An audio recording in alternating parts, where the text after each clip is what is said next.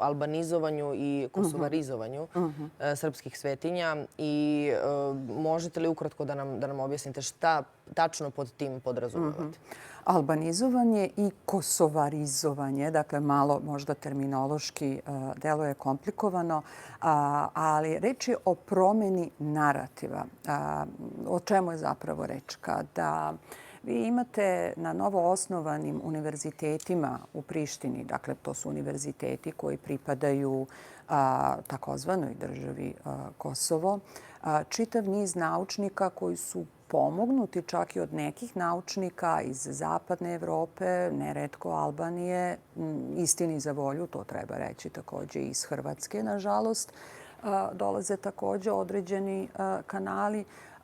Vi onda imate jednu istoriografsku struju koja ima za cilj da ono što je argumentovano u istorijskoj disciplini i naročito u istoriji umetnosti, gde se mi kao istoričari umetnosti bavimo egzaktnim tumačenjem arhitekture, fresaka, naročito natpisa koji se nalaze uz predstave srpskih vladara, što je veoma važno, jer vi recimo imate gotovo u svaki portret kralja Milutina u njegovoj intitulaciji navedeno da je on gospodar svih zemalja srpskih i poborskih i da je ktitor određenog manastira, tipa recimo u Bogorodici Ljeviškoj i u Gračanici. I ako neko podmetne požar, kao što se to dogodilo pre 22 godine, dakle 2004. godine u Martovskom pogromu, i upravo dođe do paljenja ktitorske freske, onda je jasno šta je tendencija. Dobro, s tim u vezi, da li je onda srpsko i versko kulturno nasleđe ugroženo ili, odnosno kontinuirano ugroženo, tako bolje da kažemo, ili došlo do jednog ubrzanog procesa? Moj lični utisak je da je reč o ubrzavanju tog procesa pre svega zbog bržeg protoka informacija, upotrebe društvenih mreža.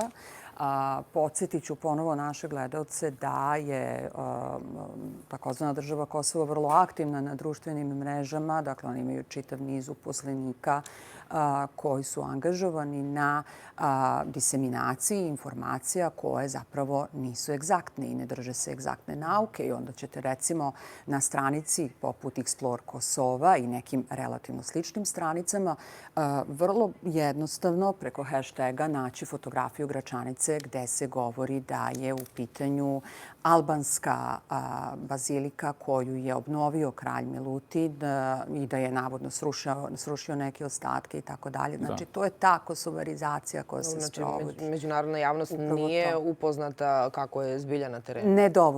Nedovoljno. Oni jesu upoznati posredstvom UNESCO, budući da naša delegacija koja se angažuje iz redova kolega iz Republičkog zavoda za zaštitu spomenika kulture Republike Srbije. Dakle, oni su ti koji nas predstavljaju u UNESCO. Međutim, ne postoji to stanje na terenu i šta se tu zbilja dešava. Dobro, kratko, šta bi Srbija mogla da uradi bolje u kulturnoj diplomatiji, posebno kada je reč o predstavljanju svoje baštine pred svetom?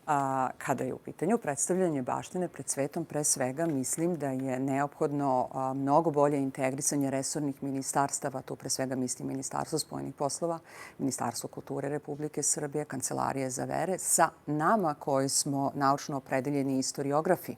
Zašto to kažem? Dakle, to ukoliko recimo kolege iz Republičkog zavoda posete, recimo pokušaju da posete crkvu Bogorodice Ljeviške u Prizrenu, to ne znači da će oni uspeti i da uđu u nju, znate. A pouzdano, na primjer, znam da crkva Bogorodice Ljeviške ima vrlo, recimo, ozbiljnih problema sa tom takozvanom mikrovlagom koja prolazi kroz zidove. E sad, ono što želim da vam kažem jeste da, na primjer, kao naučnici mi imamo pravo da svoje naučne rezultate objavljujemo na srpskom, razume se, ali mnogo veću težinu ima kada vi svoj naučni rad prevedete na engleski jezik.